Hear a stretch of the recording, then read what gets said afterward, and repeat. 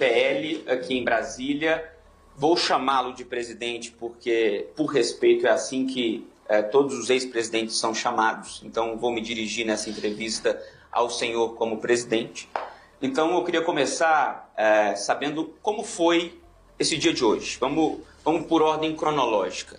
Que horário a PF bateu na sua porta? Como o senhor os recebeu? Como foi a ação na sua casa? Por volta das 7 da manhã, fui acordado com pancadas na minha porta. Desci a Polícia Federal. Me falaram que ia fazer uma busca e apreensão. Então, foram em alguns pontos da casa vasculhando alguma coisa. Não tenho nada comprometedor, porque eu não sou um criminoso. Mas me surpreendeu que veio uma PF, uma mulher, que disse que eu tinha sangrado o dedo, queria ir no banheiro. Eu apontei o banheiro embaixo, ela foi e voltou com o pendrive. Eu nunca abri um pendrive na minha vida.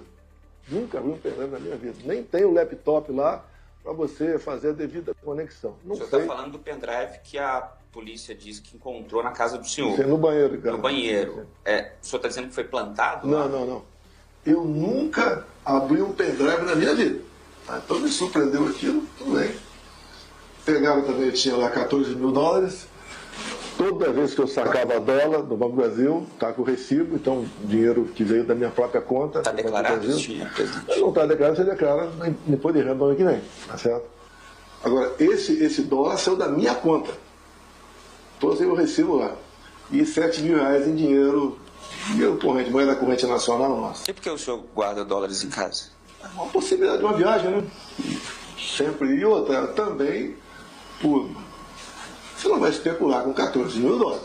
Eu sempre tive algum dólar em casa com eventualidade. Nada demais, não é crime você ter dólar em casa.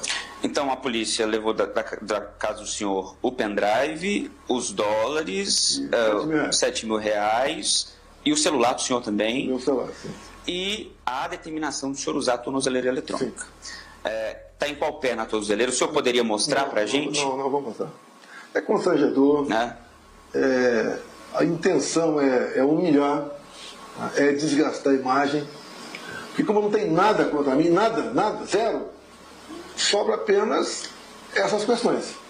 Até no inquérito do golpe de Estado, é uma peça de fantasia. O 8 de janeiro, segundo Alexandre de Moraes, é uma tentativa de golpe.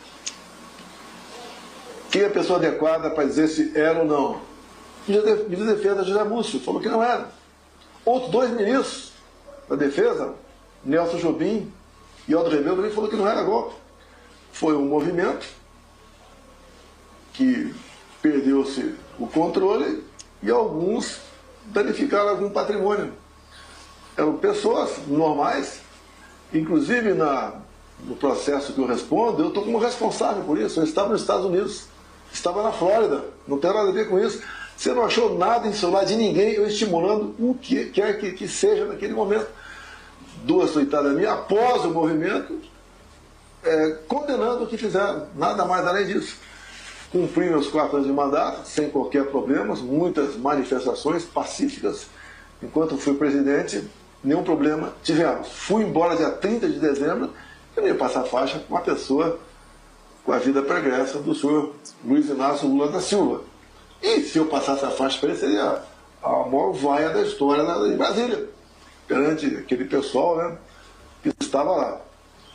Fui para os Estados Unidos, fui surpreendido pelo Rio de Janeiro e mais ainda, tentativa de golpe o 8 de janeiro. Não tem cabimento. E o que o Alexandre de Moraes fez? Pega o 8 de janeiro e começa a ir para trás até chegar 29 de julho de 21.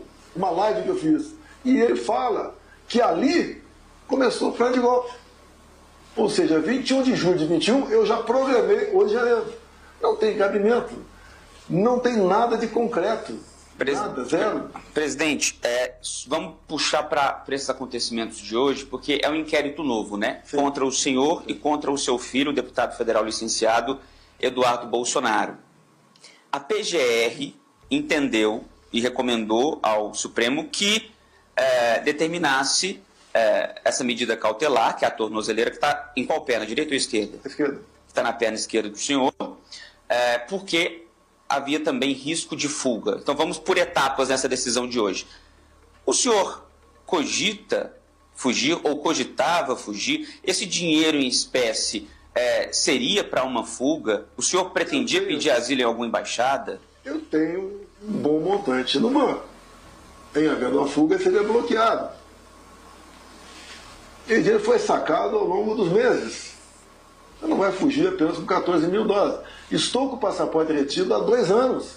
Mas quando o senhor fala que o dinheiro seria bloqueado e o senhor sacou, aí dá a entender que o senhor... Eu tenho dado ao Pix, eu tenho boa quantia no banco. Não cogitei fugir para lugar nenhum. É uma medida que, no meu entender, extrapola a legislação. Desconfio. A própria Folha de São Paulo tem matéria falando que tem suposições apenas. Qual o objetivo disso, no meu entender? É a humilhação. Nada mais além disso. Tá?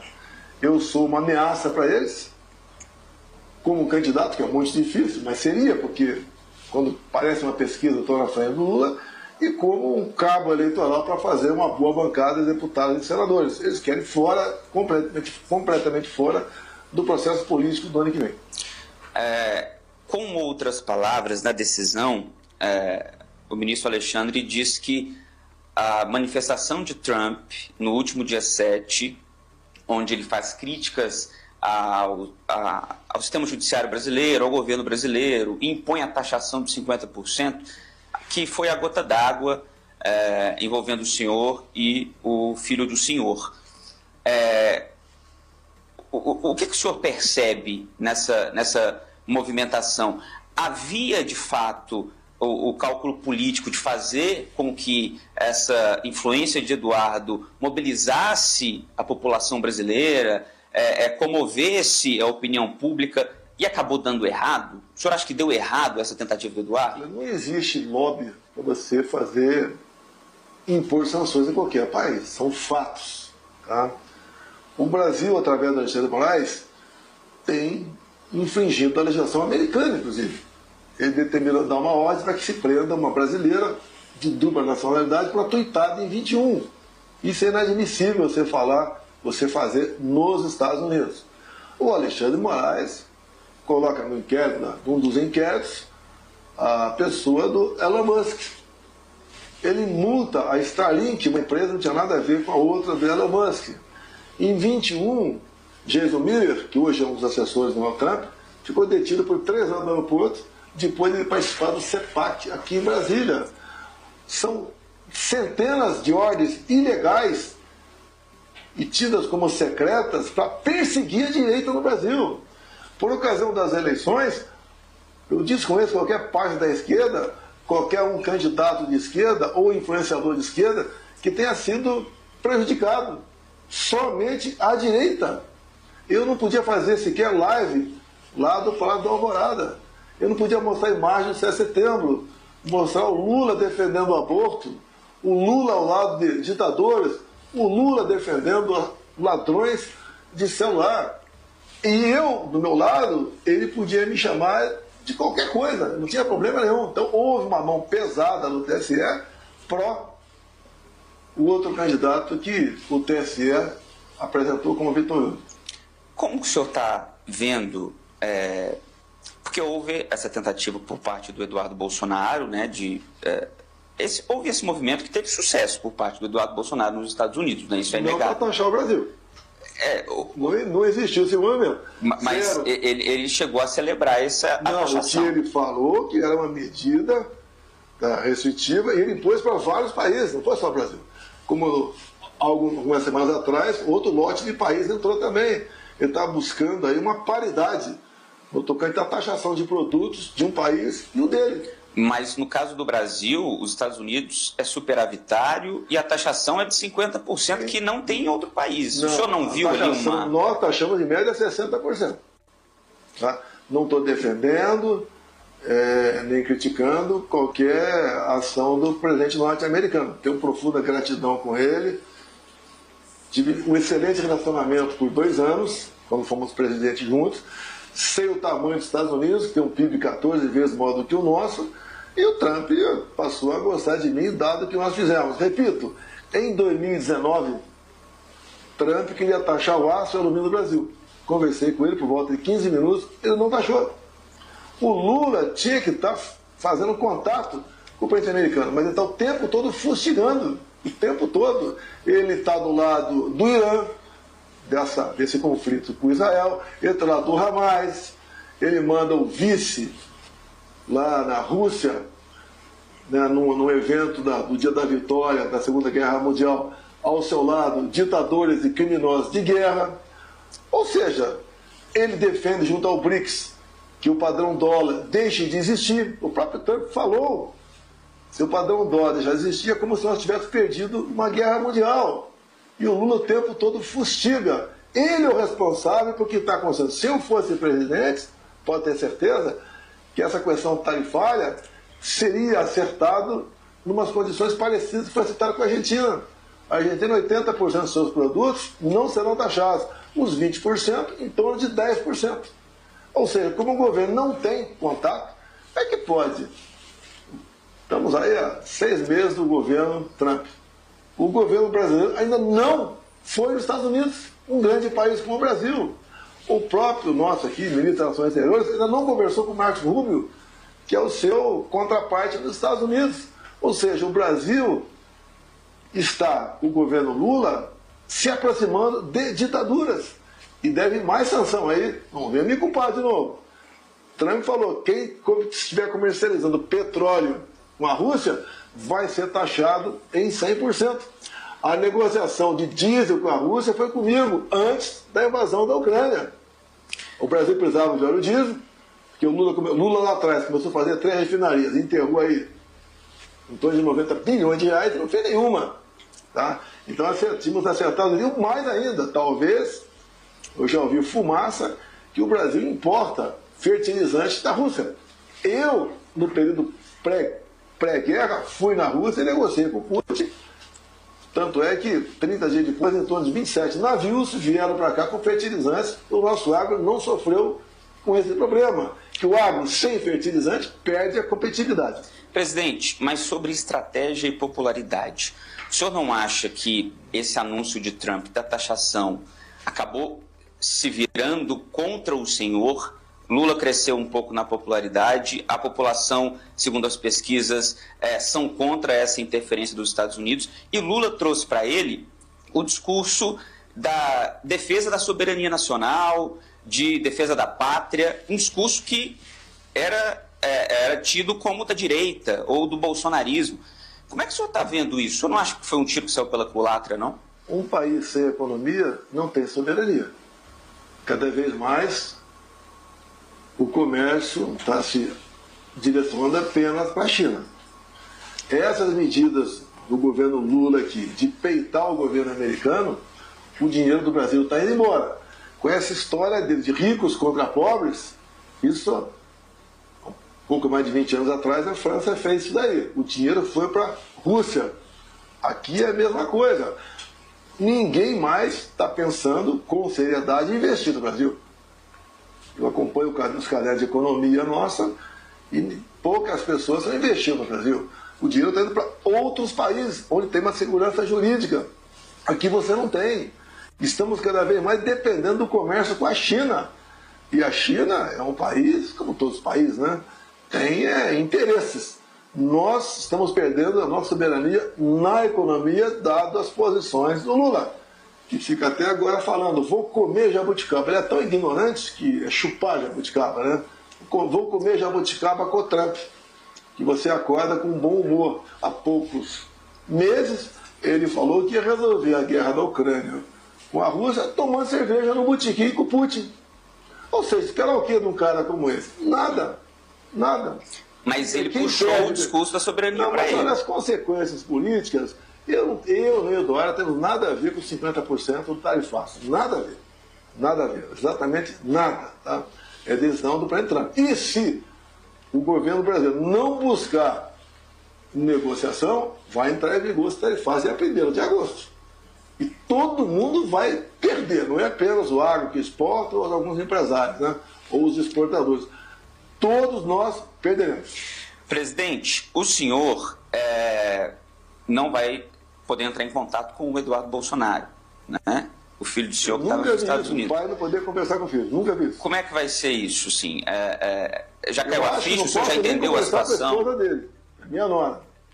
Que o documento da PF, eu não posso, com terceiros, buscar um contato com meu filho. Então, eu acredito que eu não posso nem falar com a minha mãe.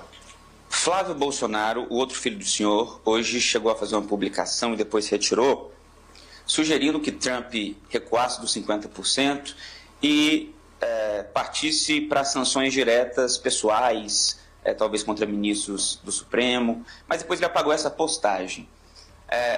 O senhor acha que esse é o caminho? Deixar essas sanções de 50% para não sobrar, no fim das contas, para o Eduardo Bolsonaro ou para o senhor? Não tem que se preocupar para quem vai sobrar.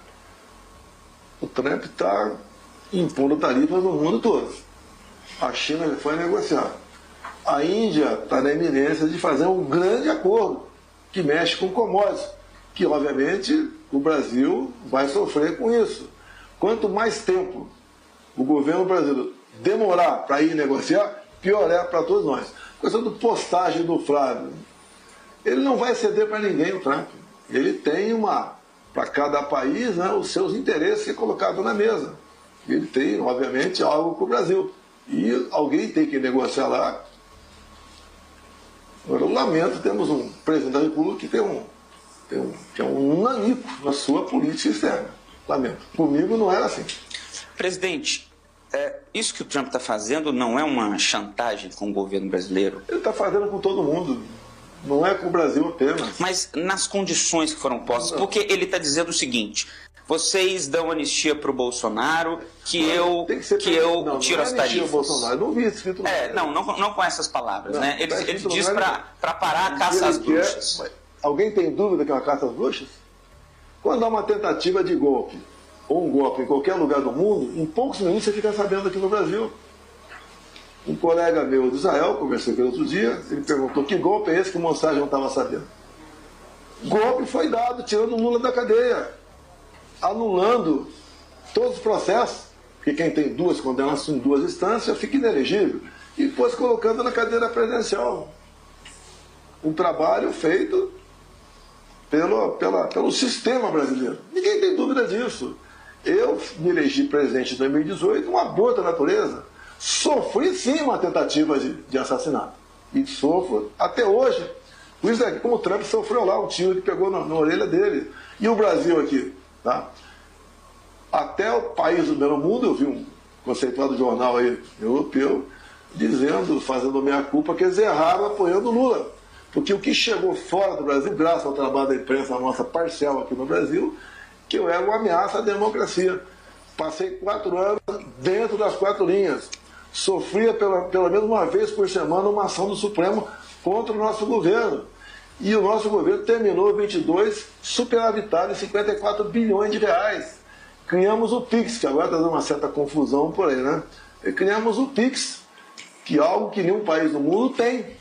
E hoje em dia você não consegue ver sem isso. Você transfere recursos para lá, para cá, a custo zero, de forma instantânea. Os banqueiros e quem operava cartões perderam em torno de 20 bilhões de reais com o PIX. Nós não taxamos o PIX. Fizemos muita coisa pelo Brasil. E o que eles temem é uma volta minha. Lógico, deve estar mais difícil, porque eu estou sendo julgado e investigado com parcialidade. E agora, querem me tirar não só da disputa eleitoral, como de eu participar como cabo eleitoral das eleições do ano que vem. O senhor espera sanções amorais? O senhor trocaria sanções ao governo brasileiro por sanções amorais? Quem sou eu para te falar isso aí? Não existe um contato meu com o Trump sobre o que está acontecendo no Brasil. Mas existe, ele tem uma profunda consideração comigo e eu tenho com ele. Por ocasião da sua posse, ele convidou apenas 4 chefes de Estado e eu, que era ex-chefe de Estado. Não fui porque o Alexandre de Moraes não liberou meu passaporte. Isso fica tudo marcado lá, né, na memória do governo brasileiro. Como vai ser agora, presidente? Vamos pensar a partir de agora, então, que o senhor não pode sair de casa à noite, não pode sair aos finais de semana, não pode conversar com investigados, não pode falar com o Eduardo Bolsonaro. O senhor está inelegível, mas o senhor pode articular politicamente ainda. Como isso será feito a partir dessas restrições? Não, eu vou continuar fazendo experiência aqui no partido. E não pode entrar nas redes sociais, publicar nas redes sociais. Eu acho que é a que mais interage no Brasil. A esquerda vai crescer com isso. Porque tudo é pensado. Tem método. Tem método. Você acredita que tem uma jogada casada do governo com o Moraes? Eu vejo pesquisa por aí, onde entra legislativo e depois Supremo / Executivo. Então, o Supremo, lamentavelmente, está sendo arrastado por um local político, que não devia ser assim. Quando se fala em anistia, né? Lá atrás, quando foi apresentou para a anistia, queriam botar no projeto a minha anistia sobre inelegibilidade, que eu não estava no 8 de janeiro. Eu falei, não, é só o pessoal que está preso no 8 de janeiro. Assim foi feito. O relatório da Polícia Federal não me bota no 8 de janeiro, porque eu estava nos Estados Unidos. O Paulo Gonet me bota no 8 de janeiro. Porque daí entra tentativa violenta, armada. Nenhuma arma foi apreendida pelas polícias legislativas da Câmara e do Senado. É uma farsa esse projeto, é uma caça às bruxas esse projeto, esse processo. Só ler alguma coisa, acreditar no que eu estou falando, porque eu não tenho nenhuma intenção de mentir sobre nada, que você vê que eu fui um estorvo para o sistema ao longo de 4 anos. Você praticamente não ouviu falar em corrupção do meu governo. Você pega o Porto de Santos, pegamos com prejuízo de 500 milhões, entregamos com lucro de 500. Para onde ia ser R$1 bilhão? A mesma coisa em Itaipu Binacional, que só produzia energia, mais nada. Nós baixamos 45% da tarifa em dólar da energia de Itaipu. Fizemos segunda ponte com voo de 470 metros. Aumentamos o aeroporto de Foz do Iguaçu. Atendemos com pequenas obras quase 60 municípios do entorno do lago. Asfaltamos em 43 quilômetros a boiadeira. Sobrava dinheiro, porque não tinha roubalheira, não tinha corrupção. Esse foi o nosso governo, onde você tinha orgulho de conversar com o ministro. Hoje, você perguntar para o povo na rua, me dá o nome de 3 ministros, não sabe. Presidente, a gente já vai encaminhando para o fim, porque o senhor tem que ir para casa por conta da medida cautelar, né? Pelo trânsito e tal, sua assessoria pediu para a gente encerrar antes das 5. Então, eu queria primeiro ver com o senhor a decisão de não mostrar a tornozeleira. Por que o senhor decidiu não mostrar? É humilhante, é degradante. Eu tenho vergonha de falar que estou com uma tornozeleira, vergonha por eles. Qual o risco que eu ofereço à sociedade? Qual o risco de fuga? Qual o indício que eu tenho que poderia fugir? Que poderia ir para a embaixada? Estou aqui. Quando fui para os Estados Unidos, em 30 de dezembro de 22, poderia ter ficado por lá até hoje. Tinha proposta de ganhar emprego lá. Várias propostas de pessoas do ramo imobiliário, por exemplo, que está indo uma corrida há algum tempo de brasileiros para a Flórida. Podia também resolver voltar para cá 3 meses depois, correndo o risco de ser preso no aeroporto por algo que eu não fiz. E nem esses coitados que estão presos fizeram. Só quem não tem nada na cabeça diz que o 8 de janeiro foi uma tentativa de golpe. O próprio ministro da Defesa, José Múcio, falou que não foi. Querem construir isso fazendo pesca probatória, telefones em dispositivos eletrônicos. O senhor está com medo de ser preso? Eu estou com 70 anos de idade, não tenho preocupação com medo de mais nada. O senhor não pensa? É uma injustiça, é uma covardia, é uma injustiça me prender. Nada eu fiz de errado. Se tivesse feito de errado, não estaria aqui. Estaria cuidando da minha vida, fugido por aí, né? E estou aqui. Como vai ser a sua rotina a partir de agora com essas medidas cautelares impostas? Vou ter que seguir, né? No máximo 9 horas em casa, sábado e domingo em casa, feriado também, até às 6 ou 7 da manhã. Não posso conversar com meu filho. O senhor conversava com ele em que frequência? Dia sim, dia não. Tá? Ele tá lá, tenho conversado com ele, queria estar no Brasil, falou que não voltaria para cá porque seria preso no aeroporto. Esse é o momento que nós vivemos. Ele está lá, acusação contra ele e contra mim, atentar contra a soberania nacional.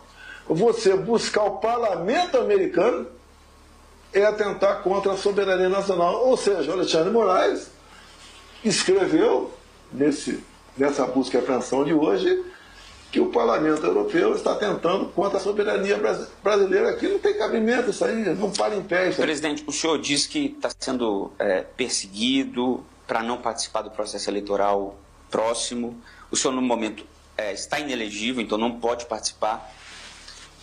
Diante de tudo isso que a gente está vendo, Quem o senhor pretende lançar? Qual vai ser a aposta? Por enquanto eu sou candidato. Mas o senhor tem elegido? Por enquanto. Estou elegido por quê? Qual foi o crime cometido? Reunir-se com embaixadores? Foi a decisão da Justiça, né? Reunir-se com embaixadores, que é a privativa do presidente. Eu não me reuni com líderes comunitários eleitos pelo tráfico no Morro do Alemão, como Lula fez. E outra elegibilidade, abuso de poder econômico. Eu não paguei nenhum carro de som no 7 de setembro. Acabou o desfile, deixei minha faixa na cadeira para alguém guardar. Ocupei um carro de som, que por coincidência era do Silas Malafaia, e falei com o povo. Acredito, quase 1 milhão de pessoas. Isso é abuso de poder econômico? Se não tivesse ocorrido os 2 fatos, seria por talvez eu ter escorregado um papel de bala da minha mão e caído na rua. Seria isso. Esperou-se trocar 2 ministros do TSE para botar em pauta a votação da inelegibilidade. Presidente, agradeço pela participação. Como eu disse no início, em respeito, como a gente trata todos os ex-presidentes, durante a entrevista eu chamei o ex-presidente Bolsonaro de presidente, porque é de praxe um respeito que a gente tem pelas autoridades. Agradeço o senhor pela participação. Conforme combinado, a gente encerra a entrevista antes das 5, porque o ex-presidente tem que ir embora cumprir essa medida cautelar. O senhor gostaria de mandar alguma mensagem antes de encerrar? O meu filho está fazendo um trabalho nos Estados Unidos muito maior do que faria se estivesse aqui no Brasil. Aqui ele poderia até estar preso já. Ele está lutando pela nossa liberdade, pela nossa independência e contra a ditadura imposta pelo ministro Alexandre de Moraes.